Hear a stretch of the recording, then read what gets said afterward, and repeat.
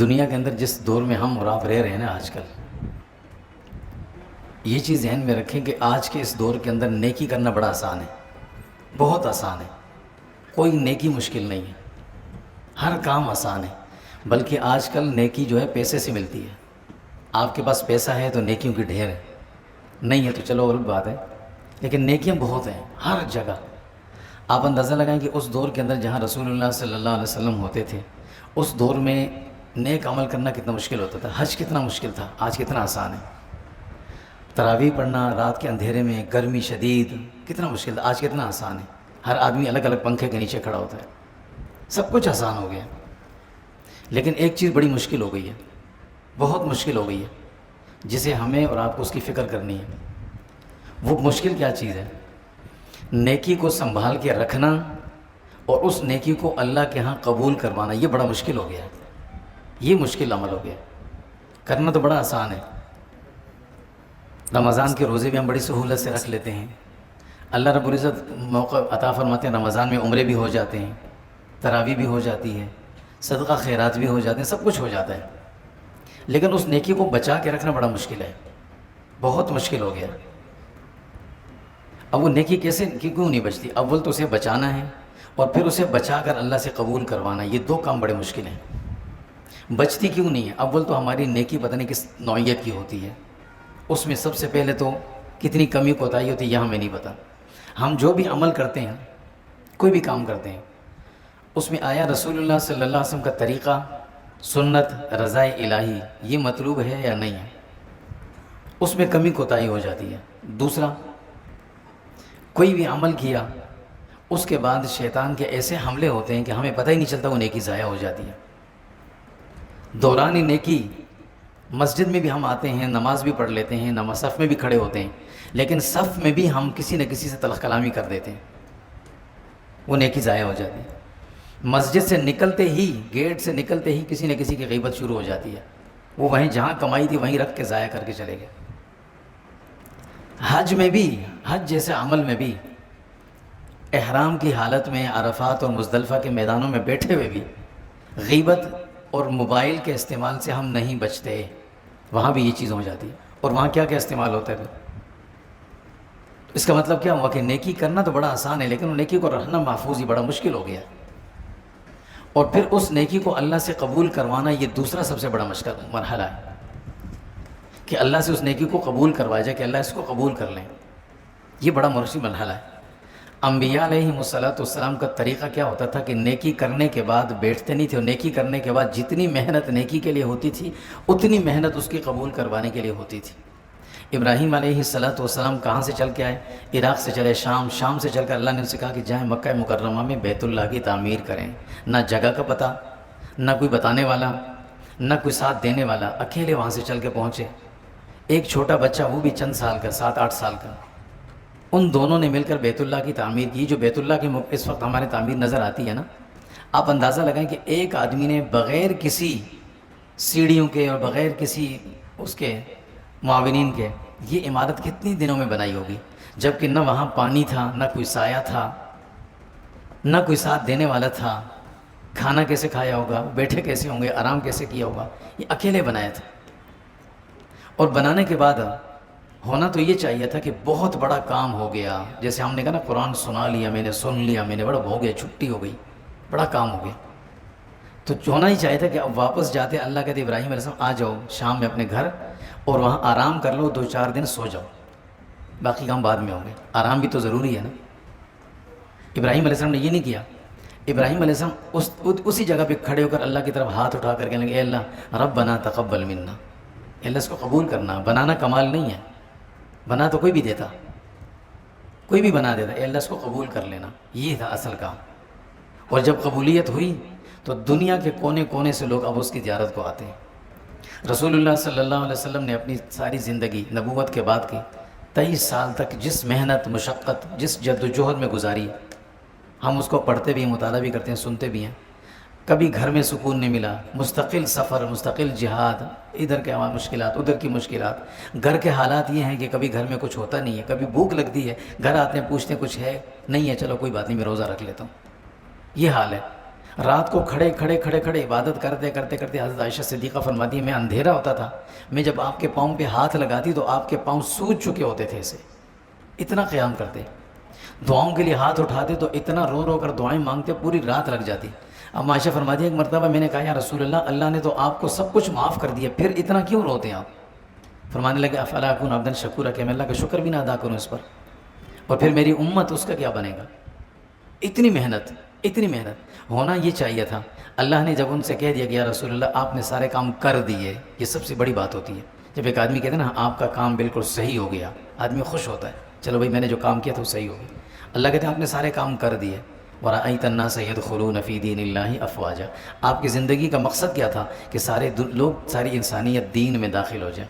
اللہ فرماتے ہیں یہ نبی صلی اللہ علیہ وسلم آپ کی محنت کا نتیجہ یہ ہوا کہ 1 2 4 10 نہیں، لوگ جماعت در جماعت آ رہے ہیں، آ گئے آپ کے پاس، ہو گیا نا۔ اب چاہیے یہ تھا، بڑھاپا بھی ہے، آخری عمر بھی ہے، تھکاوٹ اتنی، کبھی کہاں گھر میں سکون نہیں ملا تھا، ہونا یہ چاہیے تھا کہ آخری عمر ہے۔ اب اللہ فرماتے ہیں آپ آرام کریں، یہ صحابہ سارے کام کریں گے، آپ آرام کریں، اتنی بڑی جماعت آپ نے صحابہ کی تیار کی ہے، یہ کریں گے سارے کام، آپ کو آرام کی ضرورت ہے۔ اب فرمایا نہیں، وَرَأَيْتَ النَّاسَ يَدْخُلُونَ فِي دِينِ اللَّهِ أَفْوَاجًا، یہ ہو گیا، فَسَبِّحْ بِحَمْدِ رَبِّكَ وَاسْتَغْفِرْ، اب ادھر لگ جائیں، اب ادھر لگ جائیں، کس میں؟ دعا میں، استغفار میں، قبولیت میں، اللہ سے یہ مانگنا شروع کر دیں۔ اب آخری عمر اس میں لگ گئی، رمضان کا مہینہ آیا، اب کل کا پتہ نہیں آخری روزہ ہے یا نہیں ہوتا، ایک اس کے بعد ہوتا ہے نہیں ہوتا، لیکن اختتام ہے، اور جو اختتامی گھڑی ہوتی ہے نا، یہ اصل گھڑی ہوتی ہے قبولیت والی۔ رمضان کا مہینہ بھی آیا، گزر رہا ہے، قرآن مجید، تراویح، سب کچھ ہم نے کر لیا، اب ہم اس سے فارغ ہو کر یہ نہیں بیٹھے۔ اب پہلا کام ہمیں یہ فکر ہونی چاہیے کہ میں نے یہ جو نیکیاں کی ہیں اس میں کہاں کہاں غلطی ہوئی ہیں، اس پر اللہ سے توبہ، استغفار، معافی۔ رسول اللہ صلی اللہ علیہ وسلم نماز کے بعد سب سے پہلے کیا پڑھتے تھے؟ سلام جب پھیرتے کیا کہتے تھے؟ سب سے پہلے استغفر اللہ، استغفر اللہ، استغفر اللہ۔ ہم اور آپ یہ سوچتے ہیں کہ استغفار گناہ پہ ہوتا ہے، اللہ کے نبی تو نیک عمل کے بعد استغفار کر رہے ہیں، ہمیں سکھا رہے ہیں نا، کس نیکی میں کمی ہوئی ہو، غلطی ہوئی اسے معاف کروا لیں اللہ سے، اسے قبول کروا لیں اللہ سے، اسے بچا بچا کر قبول کر، ایک دفعہ قبول ہو جائے پھر ٹھیک ہے، لیکن قبول کروا لیں اللہ سے۔ اور قبولیت کا وقت جو ہوتا ہے وہ اختتامی مرحلہ ہوتا ہے، آخری وقت ہوتا ہے۔ انسان کی عمر ہے، جوانی میں جب ہوتا ہے انسان تو خوب عبادت، اللہ کہتے ہیں مجھے بڑی پسند ہے جوانی کی عبادت کرے، بڑھاپے میں آتا ہے بالکل جس آخری کی طرف، اب اللہ اسے ساری نرمیاں کرتے ہیں، کوئی بات نہیں، اس کا کچھ نہ لکھو، اس کے گناہ نہ لکھو۔ اب وہ ہاتھ اٹھاتا ہے، اللہ کہتے ہیں مانگ سکتا ہے نہیں مانگ سکتا، اس کو دے دو، ویسے ہی دے دو، کیونکہ آخری وقت ہے اس کا۔ اسی طرح رمضان المبارک کا آخری وقت ہے، آخری سیڑھیاں، یہ آخری گھڑیاں جو ہے نا، یہ اس بات کے لیے نہیں ہے کہ ہم نے سب کچھ کر لیا، فارغ ہو گئے، اب اگلی رات ہماری مارکیٹ میں گزرے گی، ایسا نہیں۔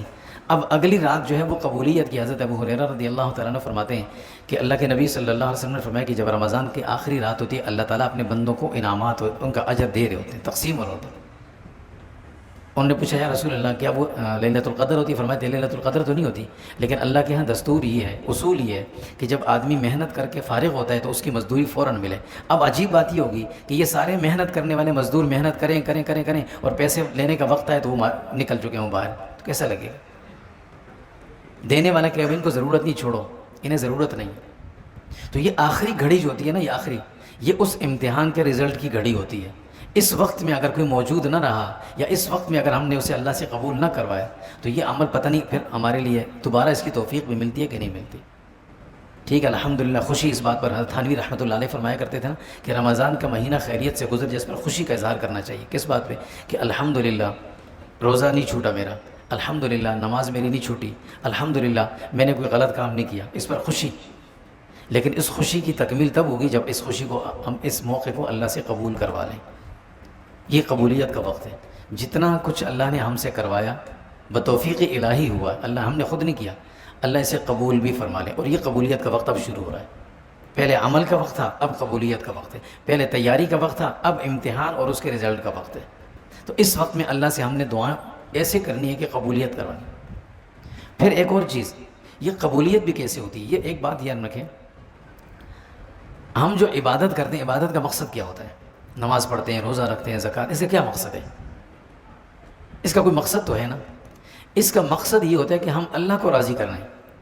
میری نماز سے میں جنت میں نہیں جاؤں گا، میرے روزوں سے مجھے جنت نہیں ملے گی، میری زکوٰۃ سے مجھے جنت نہیں ملے گی. میرے نبی صلی اللہ علیہ وسلم فرماتے ہیں کہ جنت اللہ کی رضا سے ملتی ہے. عائشہ پوچھا یا رسول اللہ آپ کے ساتھ بھی یہ معاملہ ہوگا؟ فرمایا میرے ساتھ بھی ایسے ہوگا. اللہ کا رحم اور فضل ہوگا تو مجھے جنت ملے گی.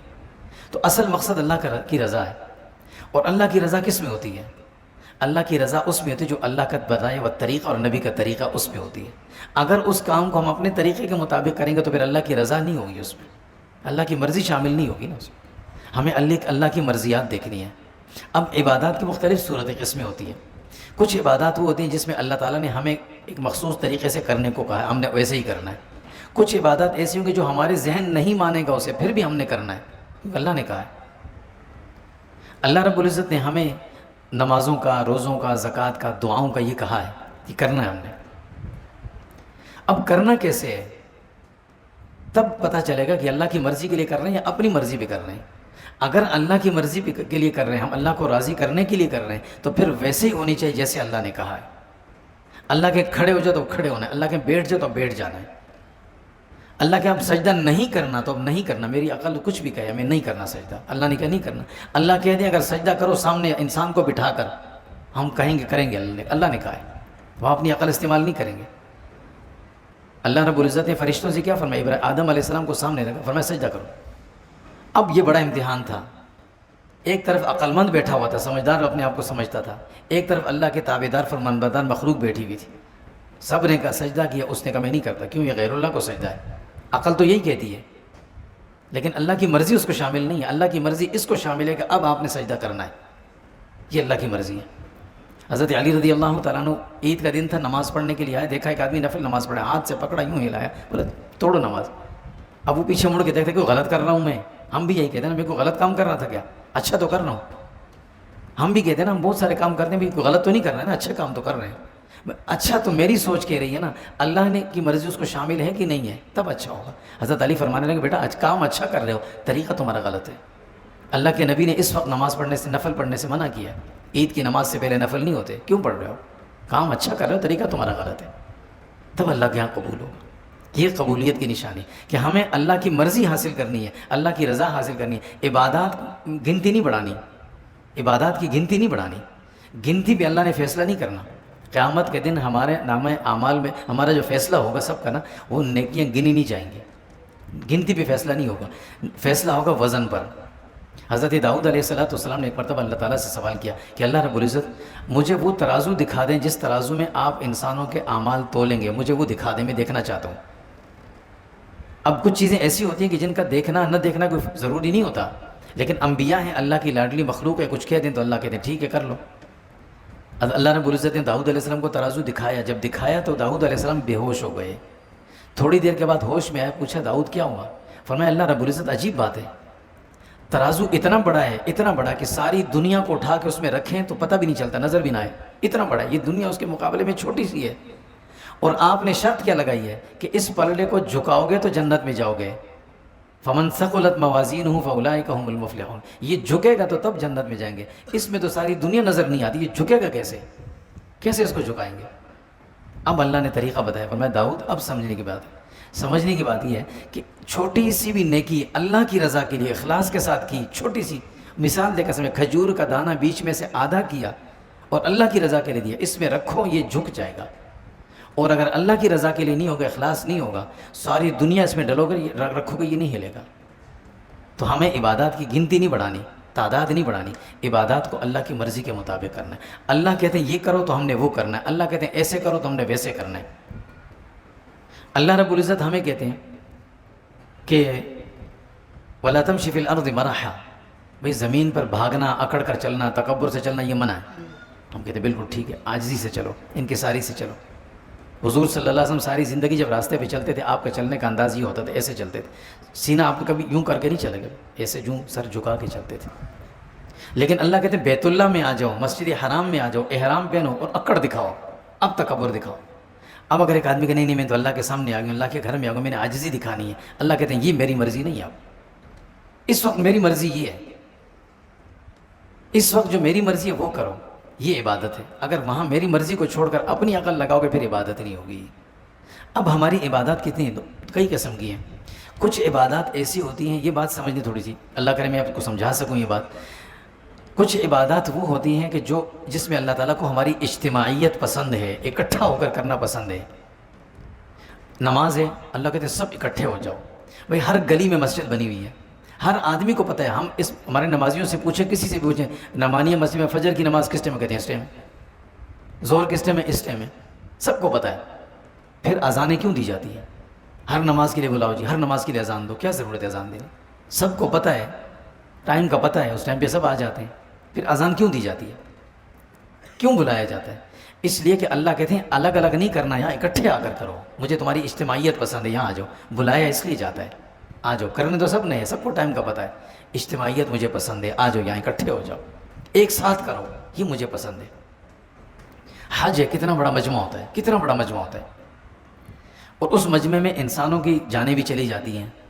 کئی دفعہ ایسا ہوا، اللہ کو کیا نہیں پتا تھا؟ اللہ چاہتے تو ہر مہینہ مقرر کر دیتے، بھائی فلاں ملک والے اس مہینے میں آئیں، فلاں ملک والے جو اس میں محرم میں ہی کر لیں، سفر میں یہ کر لیں، ربیع الاول میں یہ آ جائیں، ذی الحجہ میں یہ آ جائیں، تاکہ سب کو آرام سے حج بھی ہو جائے اور کسی قسم کی تکلیف نہ ہو۔ اللہ کہتے ہیں نہیں، سب نے ایک ساتھ آنا ہے، ایک ساتھ آؤ، ساری دنیا سے ایک ساتھ آؤ۔ ٹائم بھی ایک رکھ دیا کہ ایک ہی وقت میں آؤ۔ اتنا تو کر سکتے تھے نا کہ چلو طواف زیارہ کے ٹائم آگے پیچھے کر دیتے، نہیں، کہتے ہیں ایک ساتھ کرو گے، ان 5 دنوں میں ہی کرو گے۔ اللہ عرفات کا میدان چھوٹا، مزدلفہ چھوٹی جگہ، مینا کے خیمے بہت تھوڑے ہو گئے، اللہ کہتے ہیں کچھ بھی ہو تم نے ایک ساتھ رہنا ہے، ایک ساتھ ہی کریں۔ کہ اللہ کو نہیں پتا جگہ تنگ ہو رہی ہے، پھر بھی کہتے ہیں ایک ساتھ کرو۔ اللہ کو وہاں کچھ کروانا مقصد نہیں ہے، اللہ کہتے ہیں تمہاری اجتماعیت مجھے اچھی لگتی ہے، یہ اجتماعیت مجھے کر کے دکھاؤ، یہ اجتماعیت ہے۔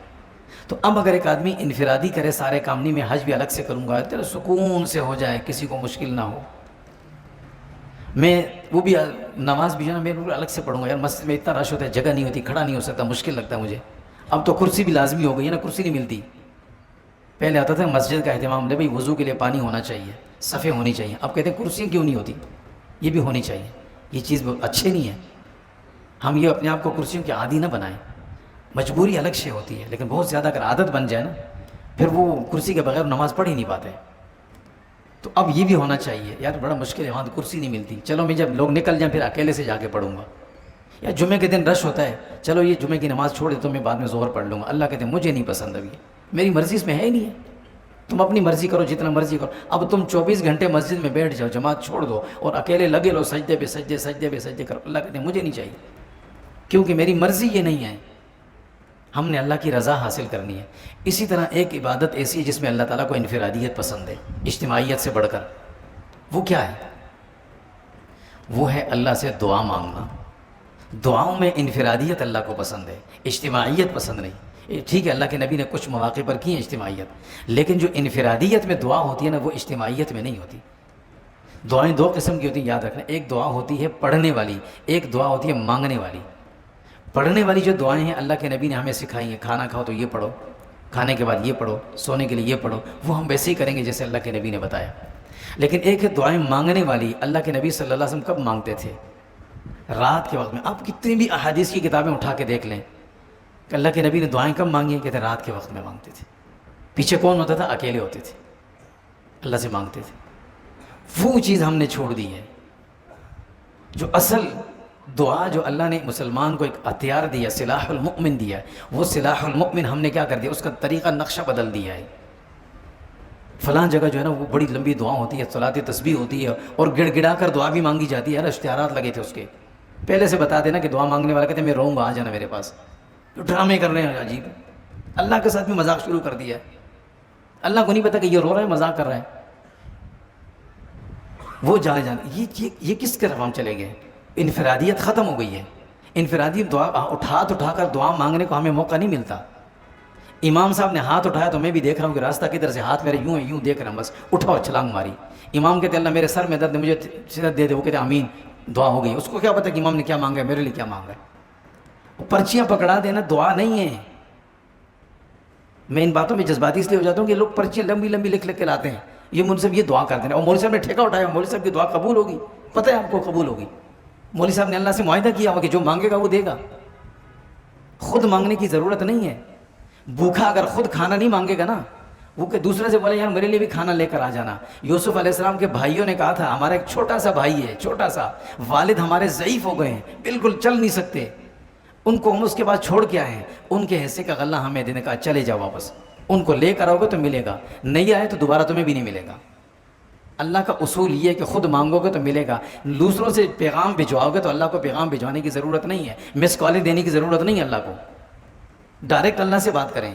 دعا میں انفرادیت، یہ راتیں ہوتی ہیں رمضان کی دعاؤں کے لیے، ہم دن میں سب کچھ کرتے ہیں، راتوں میں ہماری مسجدیں ویران ہو جاتی ہیں، ہمارے گھر ویران ہو جاتے ہیں، دعاؤں کا کوئی تصور نہیں ہے۔ اور اگر کہیں ہے تو مولوی صاحب کو پکڑیں گے، یار چمائی دعا کرا دینا، مولوی صاحب بھی تنگ آ کر کہتے ہیں اللہ ان کی بھی، ہماری بھی جان چھڑا، ان سے ایسی ایسی ان کی تھی، وہ بھی کہتے ہیں آمین۔ یہ کون سا طریقہ ہے؟ اللہ تعالیٰ نے دعا میں انفرادیت رکھی، جب تک ہم اپنی دعاؤں میں انفرادیت نہیں رکھیں گے، راتوں کو کھڑے ہو کر نبی کے طریقے کے مطابق دعا نہیں مانگیں گے، ہمارے معاملات حل نہیں ہوں گے۔ آج تک ہم نے کب دعائیں مانگی ہیں؟ کب مانگی ہے کہ اللہ ہمارے ملک کے حالات خراب ہیں، یا اللہ ہمارے گھر کے حالات خراب ہیں؟ صرف ہم نے پرچی لکھ کر دی ہے مسجد والوں کو، یا دعا مانگ، وہ بھی گیٹ سے پکڑا کر امام صاحب کو دے دینا، دعا کر لے اور واپس اللہ حافظ۔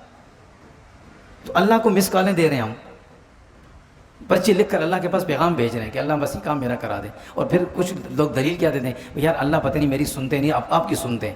یہ بات نہیں کہنی چاہیے، یہ کفر ہے کہ اللہ بہرے ہو گئے کہ نہیں سنتے۔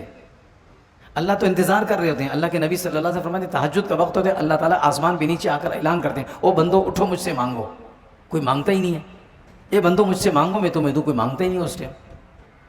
تو اللہ تعالیٰ کو عبادات کے اندر نماز میں اجتماعیت پسند ہے، انفرادی نمازوں کا تصور ختم کیا جائے۔ مسجدیں بنائی اسی لیے ہیں، اذانیں اسی لیے ہوتی ہیں، 5 وقت ہم نے نماز پڑھنی، جیسے رمضان میں تھے ویسے بعد میں بھی پڑھیں گے، اسی اللہ کا حکم رمضان کے لیے بھی ہے، اسی اللہ کا حکم بعد کے لیے بھی ہے، یہ ہم نے اہتمام کرنا ہے۔ اللہ کو اجتماعیت پسند ہے، انفرادیت پسند نہیں ہے۔ اگر پسند ہوتی، کہیں گنجائش ہوتی تو میرے نبی کبھی نہ کہتے کہ میرا دل کرتا ہے کہ ان لوگوں کے گھروں میں آگ لگا دوں جو اذان سن کر مسجد میں نہیں آتے، گھر میں نماز پڑھتے ہیں، اور جو دکانوں میں پڑھ رہے ہوتے ہیں، جو کہتے ہیں یار بعد میں پڑھ لوں گا، رات میں جا کے گھر پڑھ لوں گا۔ کیا اللہ کے نبی ان سے خوش ہوں گے؟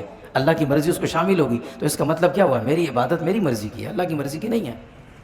جب میرے کام میری مرضی کے تو اللہ کہتے ہیں تمہاری مرضی ٹھیک ہے، اپنی مرضی کرو۔ اور دعائیں ہیں وہ بھی اللہ ہماری اپنی مرضی کی ہیں۔ اتنی کاہلی، اتنی سستی کہ مجھے دعا میں ہاتھ اٹھانے کی بھی توفیق نہیں ہوتی، اور ہم دوسروں کو دے دیتے ہیں یار میرے لیے دعا کرنا۔ اللہ آپ ہماری سنتے آپ کی سنیں گے؟ اللہ سب کی سنتے ہیں۔ قرآن مجید میں اللہ تعالیٰ نے اس آدمی کو آواز دی ہے جو دنیا کا سب سے بڑا گناہ گار ہو، سب سے بڑا بدکار ہو، سب سے بڑا، اس کو اللہ نے کیا پکارا؟ یا عبادی، اے میرے پیارے بندے۔ تو اس کے لیے کہا جو سب سے بڑا بدکار ہو، اور جو نیک ہوں گے ان کا کیا حال ہوگا؟ اللہ کیوں نہیں سنتے؟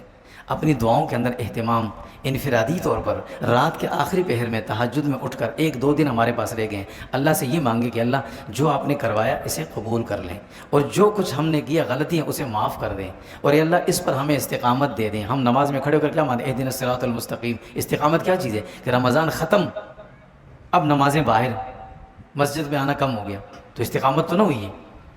اس کا مطلب ہے میں جو اللہ سے مانگ رہا تھا وہ قبول نہیں ہوا، اسے اللہ سے قبول کروانا ہے۔ نمازیں با جماعت جہاں بھی ہوں، یہ ذہن میں رکھیں۔ میرے نبی صلی اللہ علیہ وسلم بڑے سخت ناراض ہوتے تھے جو آدمی انفرادی نماز پڑھتا تھا، سخت ناراض ہوتے تھے۔ اجتماعی جماعت کے ساتھ نماز پڑھیں۔ اور دعاؤں کا جب مرحلہ آئے تو دعاؤں میں انفرادیت اور رات کا وقت، تنہائی کا وقت۔ قرآن مجید میں اللہ تعالیٰ نے ایک دعا کی تعریف فرمائی، ایک شخص کی، اس کی دعا کی تعریف فرمائی۔ حضرت زکریا علیہ السلام نے اللہ سے مانگا اللہ مجھے بیٹا چاہیے، عمر میری آخری ہو گئی ہے، بیوی میری بانجھ کی بیمار ہے، مریض ہے، اللہ مجھے بیٹا دے دے۔ اللہ رب العزت نے بیٹا دیا، لیکن اس سے پہلے ان کی دعا کی تعریف فرمائی کہ اس نے دعا کیسی دعا مانگی ہے کہ سارے بند دروازے کھل گئے۔ دعا کیسی تھی؟ فرمایا اذ نادى ربه نداء خفیا، انہوں نے اپنے رب کو چپکے سے اکیلے سے پکارا۔ ادعوا ربکم تضرعا وخفیا، اللہ کہتے ہیں جب دعا مانگنے آؤ نا تو چھپ کے آیا کرو، اکیلے آیا کرو میرے پاس، اس لیے کہ اس وقت پھر تم اور میں ہوں گے، پھر بات کرو گے، پھر دل سے بات کرو گے، ذہن سے، اور میری طرف متوجہ ہوگے، پھر تمہاری دعا قبول ہوگی۔ نمازوں کے لیے کیا کہا ہے کہ جماعت سے پڑھو، اور دعا کے لیے کیا کہا ہے؟ ادعوا ربکم تضرعا وخفیا۔ اب یہ دعا انفرادی دعا، تنہائی میں مانگنے والی یعنی دعا، اللہ نے کس درجے کی قبول کی اب سنیں۔ زکریا علیہ السلام نے کہا اے اللہ بوڑھا ہو گیا ہوں، وہن العظم منی واشتعل الرأس شیبا، ہڈیاں بالکل اب ایسی ہو گئی ہیں کہ میں کوئی چیز اٹھا بھی نہیں سکتا، بال پورے سفید ہو گئے ہیں۔ ایسے وقت میں کوئی سہارے کا ایک بیٹا ہو تو اچھا ہے۔ اللہ نے کہا ٹھیک ہے، انا نبشرک بغلام، اب ہم آپ کو بیٹا دینے والے ہیں، اسمہ یحییٰ، نام بھی ہم خود رکھیں گے، اس کا نام بھی ہم رکھیں گے، اور کیا ہوگا؟ وسیدا وحسورا ونبیا من الصالحین، وہ قوم کے سردار بھی ہوں گے، بڑے بھی ہوں گے، حصور بھی ہوں گے اور نبی بھی ہوں گے۔ حصور کا معنی دنیاوی خواہشات سے بالکل پاک ہوں گے اور نبی بھی ہوں گے۔ زکریا علیہ السلام نے صرف بیٹا مانگا تھا، اللہ نے نبی بنا کر دے دیا۔ یہ کتنی تو قبولیت کا اعلیٰ درجہ۔ دعا کیسے مانگی تھی؟ اکیلے۔ اللہ فرماتے ہیں جب فرشتے آئے ان کو خوشخبری دینے کے لیے، وَهُوَ قَائِمٌ يُصَلِّي فِي الْمِحْرَابِ، وہ اکیلے اپنے کمرے میں کھڑے نماز پڑھ رہے تھے اور دعا مانگ رہے تھے، اللہ نے خوشخبری دی، ان کو بیٹا دیا اور نبی بنا کر دیا۔ یہ تھی انفرادیت کو دل سے مانگی جانے والی دعا۔ حضرت عمر رضی اللہ تعالیٰ عنہ دعا مانگا کرتے تھے، اللہ سے دعا مانگتے تھے کہ اللہ مجھے، اللہم ارزقنی شہادۃ فی سبیلک واجعل موتی فی بلد نبیک، اے اللہ مجھے اپنے راستے میں شہادت دینا، اور اللہ اور ہو سکے تو مجھے اپنے نبی کے شہر میں موت دینا، کہیں باہر نہ چلا جائے، باہر نہ ہو جائے۔ یہ دعا مانگا کر، دل سے مانگتے تھے، اکیلے مانگتے تھے۔ اللہ نے شہادت بھی دی، نبی کے شہر میں بھی دی، نبی کے گھر میں بھی دی، نبی کے مصلی پر دی، اور ریاض الجنہ کے اندر دی، شہادت بھی ملی۔ اعلیٰ درجے کی قبولیت ہے، شرط ہے کہ دعا دعا ہو۔ آپ دعا مانگنے والے کو نہ دیکھیں، جس سے مانگی جا رہی ہے اس پہ نظر رکھنی چاہیے ہمیں۔ میں اس سے مانگ رہا ہوں، مانگنے والا مانگ کر چلا بھی گیا، مجھے پتہ ہی نہیں، میں اللہ کو اپنی مانگ رہا ہوں۔ مانگنے والے نے شروع کیا نہیں کہ میں اپنی مانگ رہا ہوں، تنہائی میں، اکیلے میں۔ جب بھی موقع ملے اللہ سے تنہائی میں دعا مانگا کر۔ اللہ تعالیٰ کو دعاؤں میں تنہائی اور یکسوئی، اکیلا پن ہونا پسند ہے، اجتماعیت نہیں۔ نمازوں میں اجتماعیت پسند ہے، عبادات جو ہمیں بتائیں گے بدنی، ان میں اجتماعیت پسند ہے، یہاں یہ چیزیں پسند ہیں۔ روزے کو اللہ نے مخفی کیوں رکھا ہے؟ کچھ بھی نہیں پتہ چلتا، کتنے لوگ بیٹھے ہوں گے، ہمیں پتہ نہیں ان میں سے کتنے روزے دار ہیں کتنے نہیں ہیں، اللہ نے مخفی رکھا ہے، یہی پسند ہے مجھے۔ اب ایک آدمی اعلان کرتا پھر کہ بھائی چلو بھائی روزہ آ گیا جی، روزہ رکھ لیں، میں نے رکھ لیا تم بھی رکھو، میں نے رکھا تم بھی رکھو، لوگ نہیں کیا کہہ رہے ہیں، کہتے میں اعلان کر رہا ہوں، جیسے نماز کے لیے اعلان ہوتا ہے، میں اعلان تو کر رہا ہوں، کہ نہیں بھائی اس میں اعلان نہیں چلتا، یا خاموشی۔ اسی طرح دعاؤں میں، دعاؤں کا اہتمام خوب کرا کریں، اور دعاؤں میں تنہائی میں، اکیلے میں، ایک آدمی کی دعا، ایک آدمی دعا مانگے، تنہائی میں مانگے، اللہ رب العزت پورے علاقے پر رحمتوں کا نزول کر دیتے ہیں۔ اس کا مطلب کیا ہوا؟ ہمارے اندر دعا مانگنے، ہم مانگنا ہی چھوڑ دیے، اور اگر مانگتے بھی ہیں تو اپنی مرضی سے مانگ لی۔ ایک ہوتا ہے دعا مانگنا، ایک ہوتا ہے اللہ کو مشورے دینا۔ ہماری دعاؤں میں، معاف کیجیے گا، ہم دعا نہیں مانگتے، اللہ کو مشورے دیتے ہیں۔ مانگنے والے بھکاری ہوتے ہیں، کیسے مانگتے ہیں؟ ان کا دھکا بھی دو پھر کہتے ہیں دے دو، اس کا راؤ پھر بھی کہتے ہیں دے دو، وہ کنجوس آدمی سے بھی نکال کے چھوڑ دیتے ہیں۔ یہ ہوتا ہے مانگنا۔ اور مشورے کہتے ہیں اللہ الحمدللہ رب العالمین، اے اللہ یہ کام کر دینا، اے اللہ فلاں کو دے دیں، یہ تو مشورے ہیں اللہ کو دے رہے ہیں۔ یہ مشورے نہیں چلتے اللہ کے سامنے۔ عاجزی، انکساری، خاموشی، تنہائی، پھر اللہ کے سامنے اپنے گناہوں کا اقرار کر کے، اے اللہ یہ میں نے غلط کیا، یہ میں نے غلط کیا، یہ میں، آپ بہت بڑے ہیں، میں بہت چھوٹا ہوں، اے اللہ آپ معاف کر دیں، اب میری یہ دعا ہے، یہ فلاں کے لیے، یہ فلاں کے لیے، فلاں کے لیے قبول کر لیں۔ پھر دیکھیں کیسے دعائیں قبول ہوتی ہیں۔ تو یہ جو وقت ہے ہمارے پاس نا، یہ جو دو چار دن دو چار کام، ایک دن ہے غالباً، ایک دن ہی رہ گیا، اس ایک دن کو قیمتی بنائیں۔ اور آج کی رات ویسے ہی طاقت ہے، ممکن ہے کیا پتہ اللہ عالم شب قدر ہو، نہ بھی ہو، دل میں قدر ہے تو ساری راتیں شب قدر کی ہیں، ہر رات اللہ سنتے دعا قبول کرتے ہیں۔ تو اس کو اپنے لیے قیمتی بنا کر اللہ سے تنہائی میں، تہجد کے وقت میں، جہاں اللہ اوپر سے آوازیں دے رہے، نیچے سے ہم دعا مانگ لیں، تھوڑی دیر کے لیے مانگ لیں لیکن مانگ لیں، وہ دعائیں قبول ہوتی ہیں، اور اس میں سکون سرور کتنا ملتا ہے۔ اللہ تعالیٰ ہمیں سمجھ اور عمل نصیب فرمائے۔ وصلی اللہ تعالیٰ علیہ۔ ہاں، عید کی نماز جو ہے نا، وہ یہاں ہمارے یہاں تو 7:30 بجے ہے، اور باقی جو ہیں یہاں قرب و جوار کی جو مساجد ہیں ان کے ٹائم تو ہمارے مسجد میں لکھا ہوا ہے۔ البتہ ہمارا جو بلاک 8 والی بڑی مسجد ہے، رحمانیہ مسجد، وہاں پر 8:30 ہے نا، 8:15 بجے وہاں پر، وہاں 8:15 بجے ہوگی انشاءاللہ، یہاں 7:30 بجے پارک میں ہی ہوگی اپنی۔